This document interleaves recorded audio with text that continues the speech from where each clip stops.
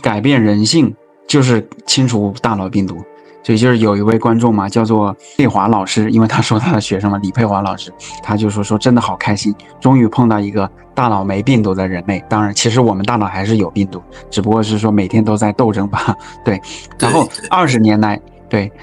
我一直对学生、对客人说存在即合理，存在就可以了。结果是个笑话，这样，我变成朋友眼中的外星人，这也无妨。来地球一游，为什么要那么累呢？累死也不能改变剧本。那么放松，当个不管事的灵魂不好吗？我所有的讲义开头都是，自由是至高无上的美德。地球在这水平世纪，水平是水瓶座的那个水平在这水平世纪，会有很多觉醒的人跟着变傻。最后我跟他互动了一下嘛，我就说那个，就是老子说上士闻道，勤而行之；中士闻道，若存若亡；下士闻道，大笑之。不笑不足以为道。对，然后他说我会把你们的对话分享给更多的学生，让他们开心。所有佛应该都是来地球修理人类的大脑病毒的但效果好像不是很好的，嘿嘿。对，就是他其实他是很有这种智慧的一种表达吧。然后他想表达的其实就是说，我们现在的阶段其实并不是一个完美的阶段，然后大家的认知世界观其实也都是属于一个比较原始的一个阶段，所以很多的思想是接受不了的，所以他觉得他在别人眼中成为了一个异类，是一个很可笑的事情。但是他所表达的这句存在即合理的话，其实我明白他的出发点是比较这种有不批判的这种感觉在的。他是想说我们不要去批判别人，因为存在即合理句号，对吧？他是想这样。对，但是就是说存在即合理这句话的本身的话，其实它也是有一个价值取向的，就是它是承认一切的合理性或者说平等性。但是如果说这样的话，其实我们很难就是做出明确的选择和提升，因为你按照奇迹课程的说法，或者包括佛教的说法，那你选择无明，你选择或者叫大脑病毒，或者你选择小我的这种分裂对立的模式，那可能是不利于我们心灵的这个幸福和平安的。所以说小我的这种存在模式才是一切的根本问题，所以就不能简单的用存在即合理的方式去承认小我的价值性，因为如果你承认了小我的价值，就等于承认了分裂的价值，承认了一切的对立仇恨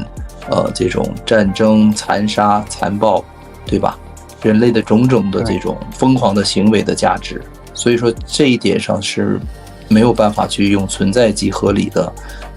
有价值的这种思想来去判断的，因为你必须做出明确的选择，你要么选择一体，要么选择分裂，你不能说两者都是存在有价值的，那你只能是就是原地踏步，不会再往前走。如果想灵性再有进一步的提升的话，必须要做出选择，你是要走向合一，还是要进一步走向分裂？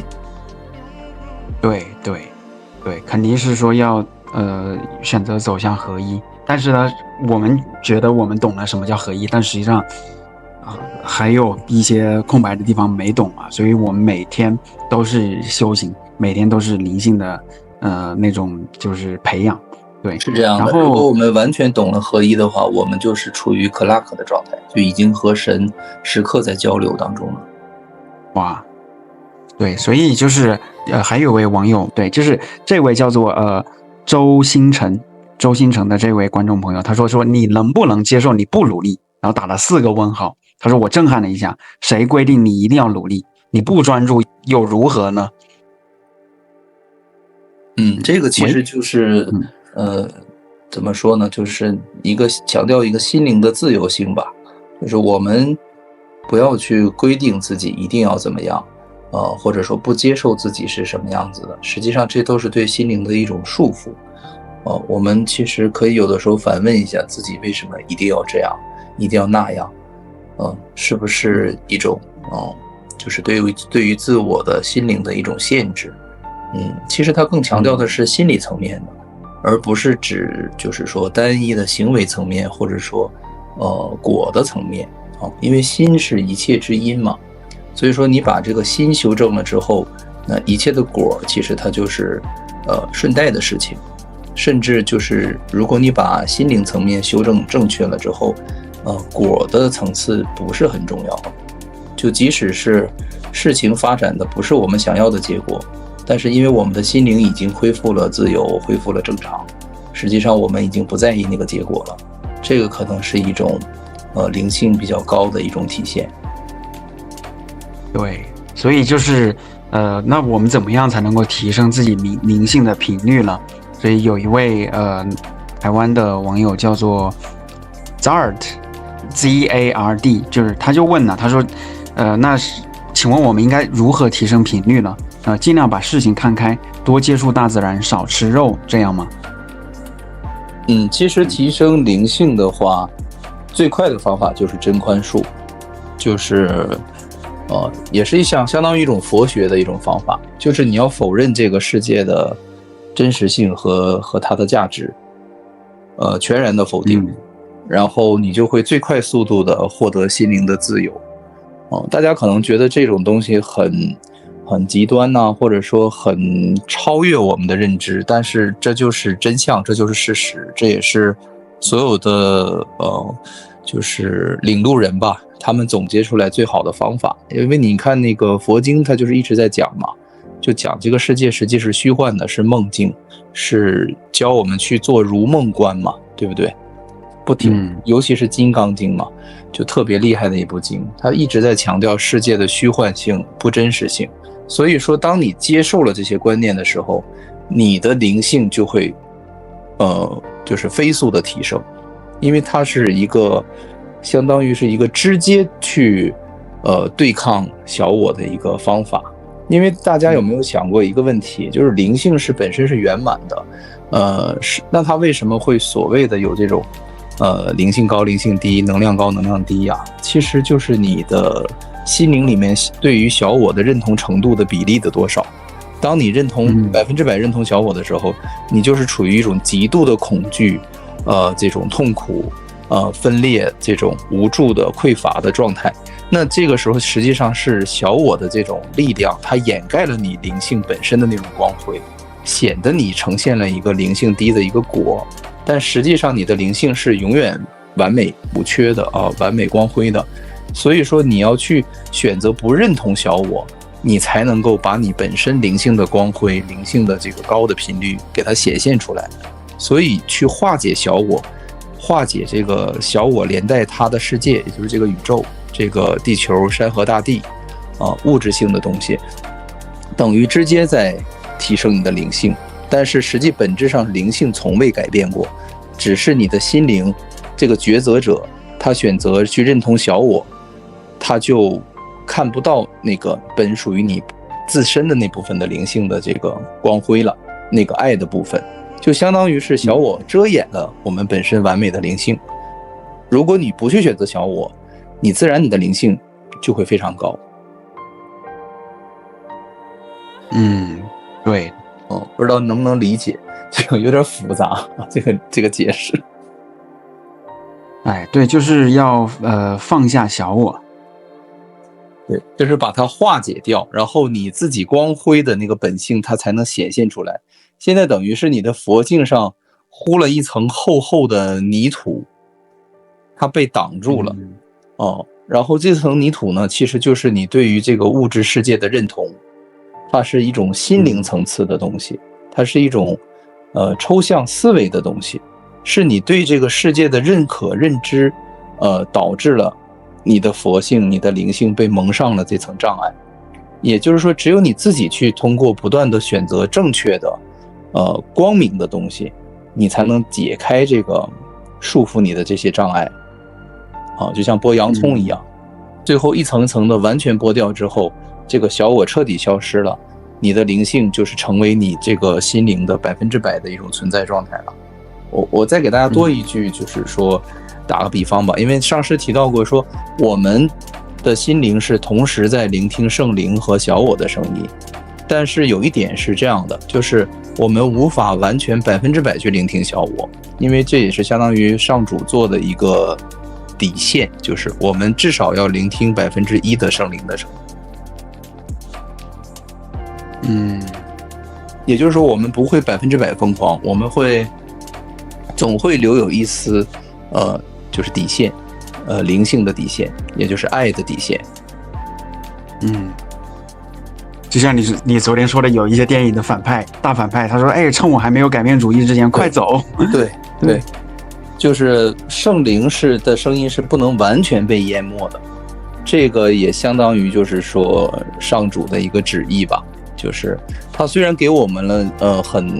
很大的自由，但是他也留有一线的一个保护的一个措施吧，相当于，因为如果我们完全100%去聆听小我的话，那我们就彻底没救了，就回不去了，就回不来了，就是靠的仅剩那1%的圣灵的声音，我们一点一点的恢复了清醒一点点扩大那部分声音。原理是这样的。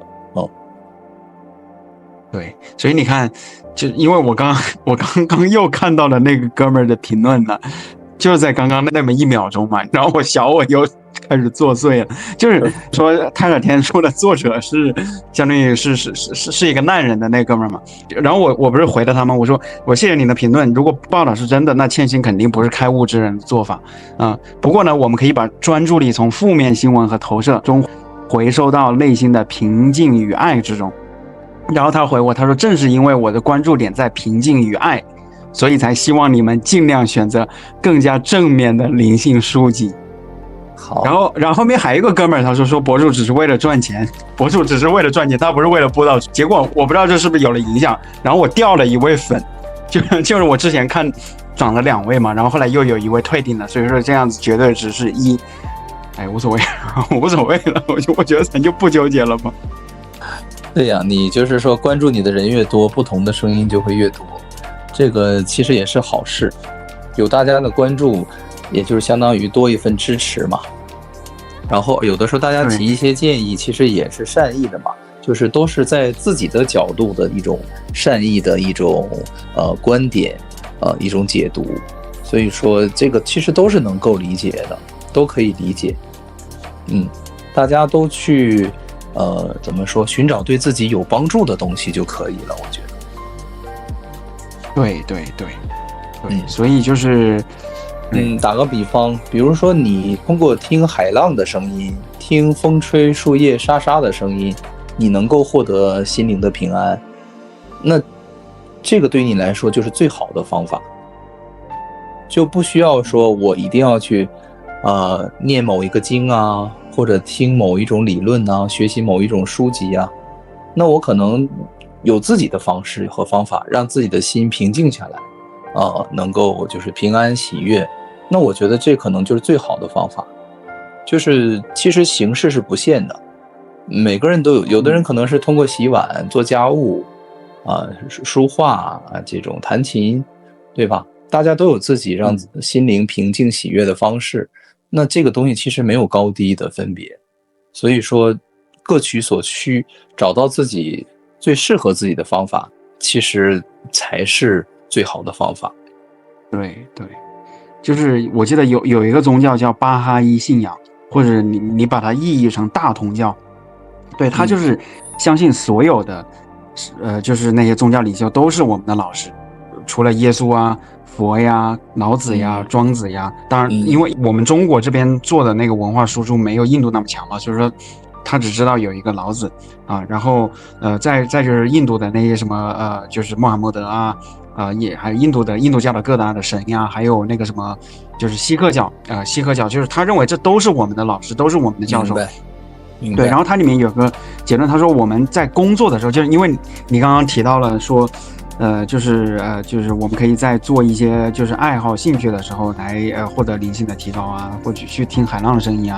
他也提到，他说就是我们想那个去更接近神，其实也可以工作就是祷告，比如我现在很努力的我们去做项目去剪视频，或者是说去写程序去做音乐这工作的过程中也是相当于对神的那种祷告与圣灵的连接。对，因为你在做这些事情的时候，你保持当下了。太傻天书也提到了，他说实际人在工作的时候就是一种非常好的保持当下的一种方式。对对对，就是那种心流的状态。所以说其实说心流也是某一种程度的那种叫做出体还是叫什么，对，冥想吧，对，或者说是一种禅定的状态。比如说你在弹钢琴的时候，你突然就是进入了那种就像你说禅定的状态，那也是对，对，你去看《心灵奇旅》那部动画片，他就直接讲了这个东西。对对，所以你说到《心灵奇旅》啊，后来有一位观众他说那个台湾是管它叫灵魂急转弯就是翻译的那个名字叫反正就是迪士尼的那部动画片嘛。对对对，所以我看你现在有点累了，要不咱就不录了，随便聊会儿天，还是说你想我接着没关系，不累继续没事现在国内都很晚了，对，没有然后就是在这个在我们上次去聊揭露吸引力法则显化的惊人谎言的这一期里面当然这期是在4月21号更新的就是有一位观众嘛，他说吸引力法则一般人都用来吸引金钱、关系或者权力等，应该没有人想吸引坏的东西吧。然而现实中很多人不知道的是，它或许会吸引你担心的事情变成现实，因为你发出的意念就是恐惧和担忧。举个例子，比如买保险，而且看穿了保险业就是一个合法集资和利用资本运转的方式，让大多数人帮少数人发生意外或者不幸的人买单，而保险公司的大老板1分钱不用付就赚得盆满钵满。他说的很透彻。它2个层次嘛，一个是说心灵法则的问题，然后一个是说这种商业的所谓的阴谋吧，但是也没问题啊，就合法就可以。那吸引力法则这块的话，其实他说的非常正确，就是你的每一个发心，你的每一个思维，其实都在影响着你的生活的选择和剧本。所以说就是说上师的意思是说，我们的思维不要让它太过于的杂乱，然后任由它想怎么样就怎么样，就是我们没有做自己思维的主人、思想的主人，这件事情其实挺可怕的，因为思维是有创造性的。所以说当你有一个思维出现的时候，你应该去怎么说呢，去进行一个抉择吧。如果它是很负面的，应该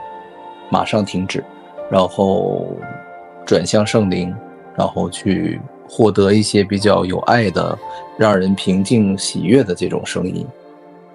这个是可能对于生活的剧本来讲是有帮助的。这样你每次都这样做的话，你生活的剧本其实会逐渐走向平和。因为确实那个上师说到了，当你修炼真宽恕的时候，操练真宽恕的时候，实际上你的人生课题会变得越来越少，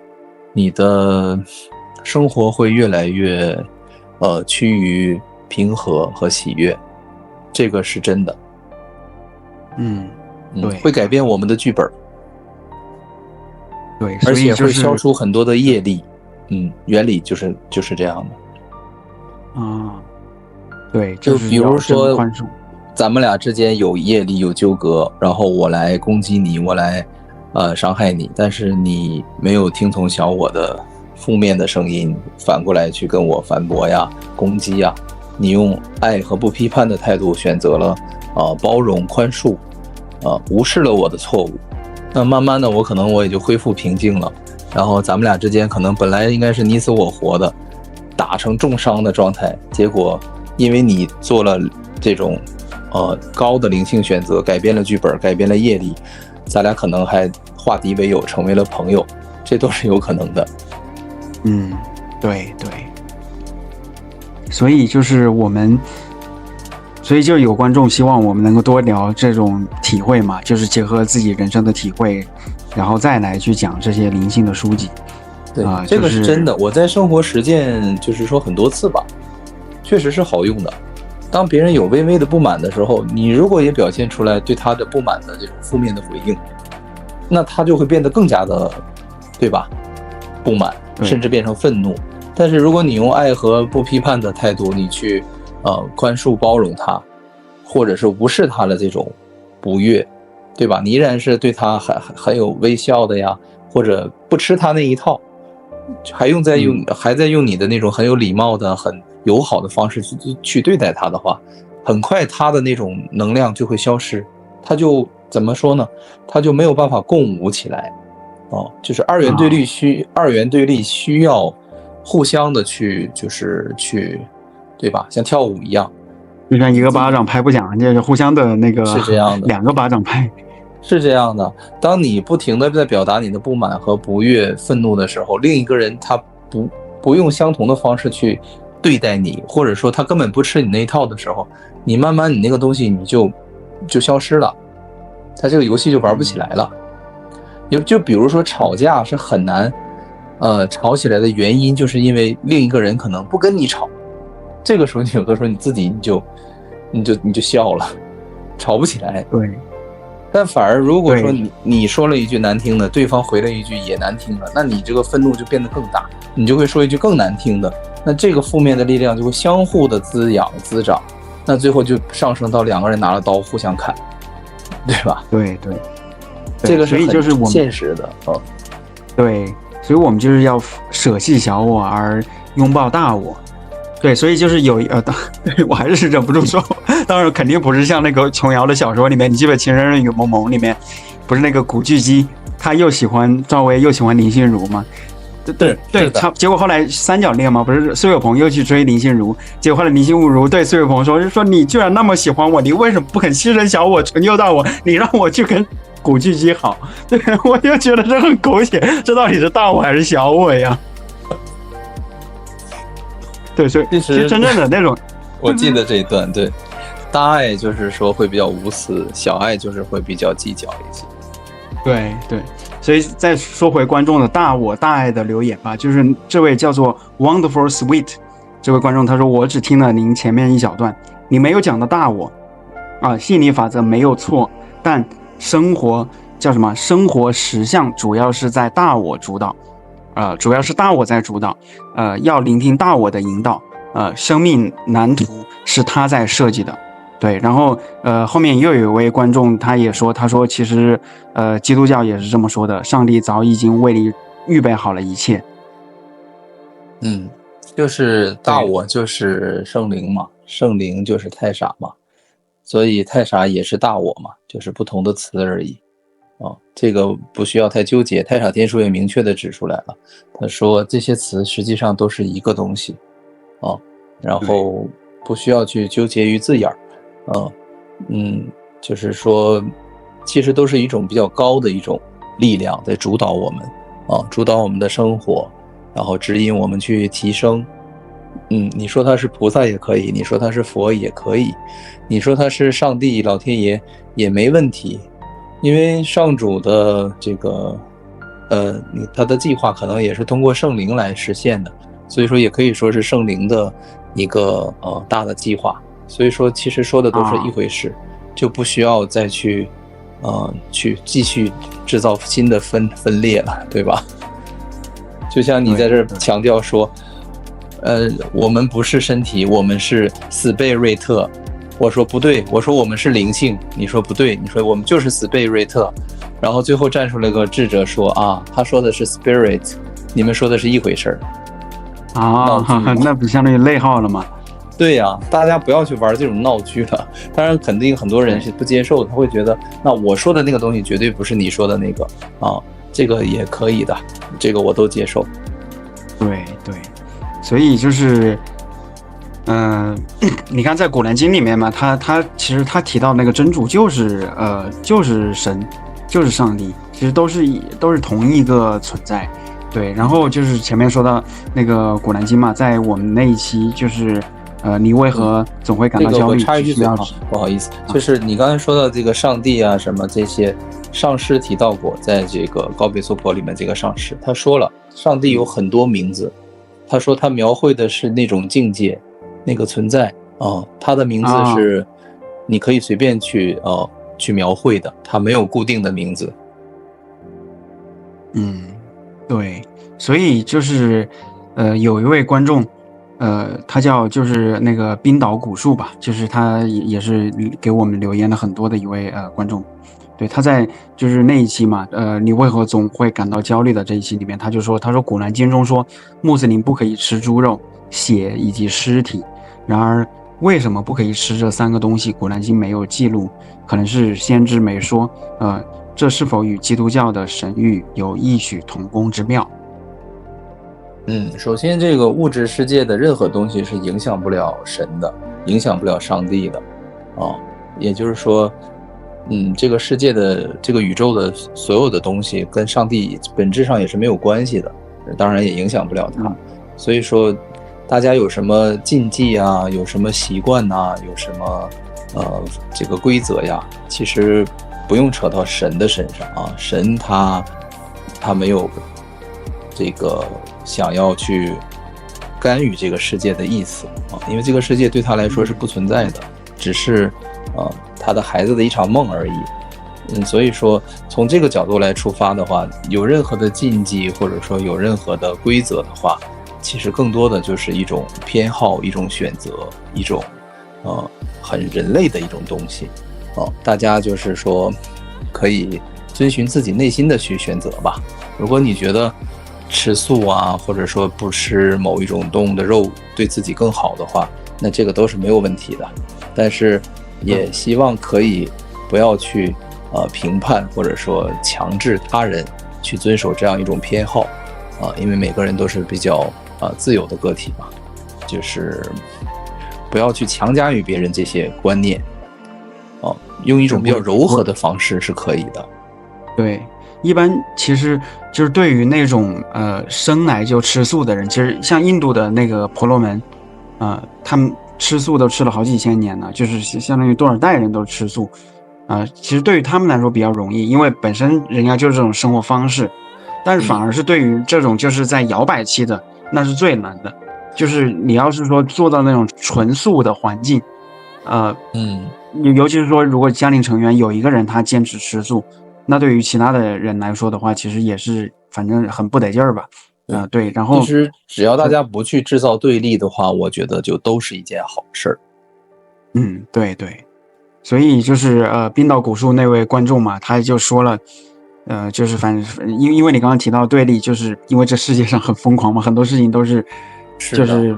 因为所谓的正义啊对立，其实正义是很邪恶的事情对疯狂到左撇子要跟右撇子对立对吧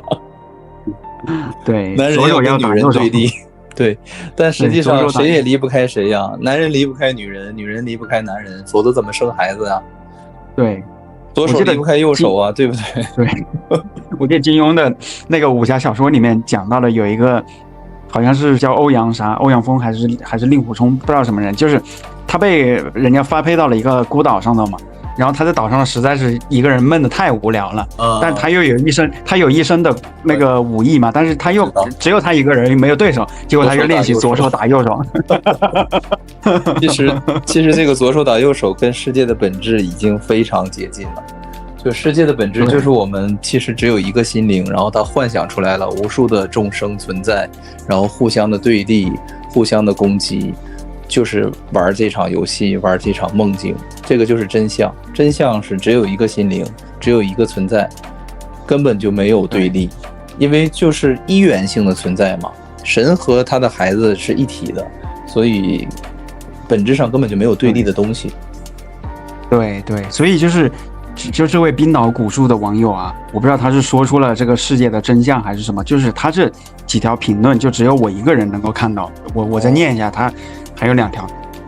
就第一个嘛，他就说观落阴中，观就是那个观音菩萨，落就是落下的落，阴就是阴中，就是中阴身的那个阴中。好，他说诸佛神明对人类的心智堕落的如此深，也是摇摇头，跟高级星际文明看到地球摇摇头是一个道理。人类真的是极端心智堕落而不自知对，但这牵扯出一个宇宙核心问题，不知道 UP 主怎么看？他说，既然人类的物欲是由自身二分心智对立，这个心念系统导致的，那么这个心智，哎呀，我的天哪，这太书面了。那么这个心智系统，不就是造物主创造出来的吗？如果造物主不希望人类互相争夺权力和战争杀戮，他把我们造成互相爱护的物种就好了。为何要让人类有一个这么嗔恨的心智系统？他这个问题说奇迹课程直接就是已经正面的回答了啊，他问的特别好。因为上主没有创造这个世界，所以他没有创造所有分裂的对立的事物存在。这个是小我创造的，然后小我借着心灵的力量妄造出来的一个宇宙，然后所以说这是一个妄造，这是一个梦境，这个是不受神的承认的一个失败的作品吧，可以这么理解。所以说大家完全可以放心，不要去责怪神，或者说无助的去望向神，说你为什么要造一个这样的世界，这个世界根本不是他造的。因为上一期你聊到了，如果是说你能够不被他所恐惧，那他那个就是负面的东西就影响不了你。就是我举个例子吧，有一次呢，就是我有一位朋友，他学考古的嘛，他带我去看爱尔兰有一座中世纪的一个城门楼子，然后呢，就是旁边的话，就是在那个大门旁边就是有一个那个就相当于一个小的一个牢房吧。牢房它是为了就是相当于以前中世纪的那些牧民嘛，那些他们想到那个就是那个镇上面去卖那些羊，交换那些东西的时候呢，都得去交税。就算是咱俩之间做生意，咱俩之间微信转账，相当于微信转账，那也得给领主交税。所以有一些人他为了逃税嘛，他直接翻墙进去或者怎么样的，那些人就被抓过来嘛，然后就直接关在城门楼子那里，让所有人看到，就相当于杀鸡儆猴吧。所以我觉得他本质还是一种想利用人家的一些恐惧嘛。包括古代像明朝的时候，他互相之间就政府他颁布法律，他说就是普通的老百姓，你除了你自己的那个县城或者说你那个村子，别的地方你哪里都不能走。那怎么样他怎么样来落实那个法律呢？他就是鼓励邻居之间互相之间的告密互相之间的检举举报你这个邻居跑到外地去了，相当于长时间几天都没有回家，然后呢邻居之间你就互相告密，不然的话得连坐，然后来实现他的那个就是相当于权术的那个目的。就我的感受就是说，其实这不就是人类的疯狂史吗？对吧？人类一直都是这样的，一直就互相在伤害吧，互相猜忌、伤害、剥削，数之不尽吧。但是我觉得现在这个时代算是最好的时代了，比古代的时候好多了，比改革开放之前都要好多了嘛。所以就是那位观众嘛，对，那位观众你也是90后，对不对？我觉得我们90后就是属于一个非常好的一个时代了，相当于赶上一个科技也是高速发展的一个年代。对，而且其实很多人都吃到了一些红利嘛，改革开放或者房价上涨的一些红利。对。然后但是有一位观众嘛，当然他之前包括现在嘛，一直都很支持我们嘛，但是他就是说共产中国等于唯物、无神、阶级斗争，而民主世界等于唯心、有灵、平等、博爱。这个你觉得世界真的是二元对立的吗？真的是说有善良、有正义、有邪恶？那我们的宇宙是对立的，这个是没有错的。真相的世界、真理的世界，就是神的世界，它的境界是一元的。我觉得其实他这种怎么说，这种说法本身也是一种投射，因为之前有一些人嘛，他反共，当然国际上所谓的反共，他是反的是那个苏联共产党，跟中国没有太直接的关系。然后他们之所以就是对对那个五星红旗恐惧，本质是对跟五星红旗类似的苏联的那个苏维埃旗子恐惧的，那欧洲这些国家都很恐惧，然后觉得他是大魔头但是有2部小说，一部是叫做《美丽新世界》一部是叫《1984》。1984的话，它是讲的苏联的那种集权，然后到处都有窃听到处都被监听了，每个房间都有窃听器，甚至说就是组织安排跟你结婚的那个人有可能是组织派过来监视你的，到处都有老大哥的存在。但这个它并没有实现，而实现的就是那种美丽新世界，就是过度的商业化的社会。你感觉所有东西都是我们自己的，但实际上他想消除私有财产，就是好像是说我到处都有那种免费的也不是免费的，都有那种计程车呀，都有那个什么高铁啊，我们用的东西没有一样都是属于我们的，是真正属于我们的。他想把那个私有财产给彻底的消除，然后搞西方这种温柔的操控。就反正我后来就感觉嘛，只要是政治的话，都会有那种对立，你就是反共也好，反美也好，那总有是说要反某一个东西，你得拉一派打一派，那这也是一种分裂嘛。而就是我们来探讨灵性的话，反而是合一的，是像你看老高的话，他有表露过他的政治立场吗？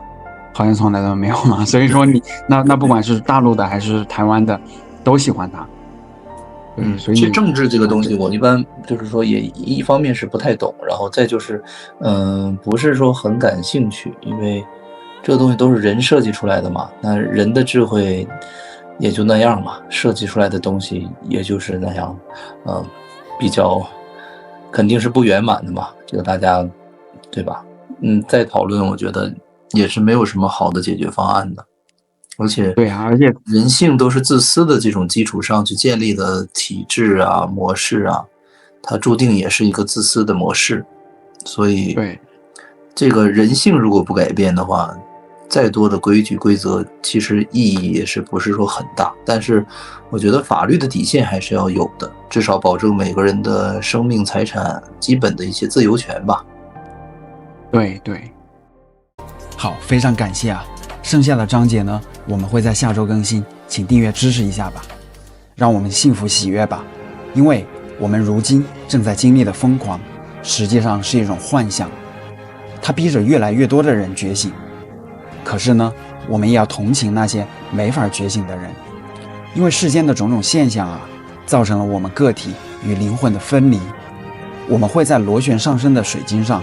继续我们意识的进化。我们正在获得内心的勇气，将自己交给了灵魂，迈向了完全未知的领域。我是谁？我来到这个世界上究竟要做什么？进化的新阶段已经开始，意识到无限的爱会让我们开启一场前所未有的灵魂旅程。